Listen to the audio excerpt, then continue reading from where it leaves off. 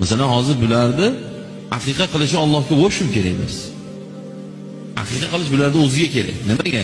Chunki Rasululloh alayhisolom aytganlarki, aqiqa bilan go'dak bola garovga olinadi. Qoni qoniga, joni joniga, terisi terisiga, suyagi suyagiga badal bo'ladi. Ya'ni aqiqa qilingan bola inshaalloh hayoti davomida yomonlikka yo'liqmaydi inshaalloh. Yiqilib tushib boshi mancha yoriladigan bola bo'lsa, aqiqa qilingan bo'lsa shilinadi xolos. Aqiqa qilingan bola fazilatli bola bo'ladi. Fazilatli bola degani yaxshi bola bo'ladi. Duo olgan bola bilan duo olinmagan bolaning orasida juda katta farq bo'ladi. Shuning uchun bolaga ko'p duo qilish, "Ey ota-ona" deydi, "Bolangni qarg'ama, duo qil" deydi. "Ey ota-ona" deydi, "Bolangni haqqiga ko'p duo ol" deydi. Ahli fazil, yaxshi insonlarni ko'rdingmi, "Bolamni duo qiling" deyishgan. Chunki kimni duosi ijobat bilmaymiz biz.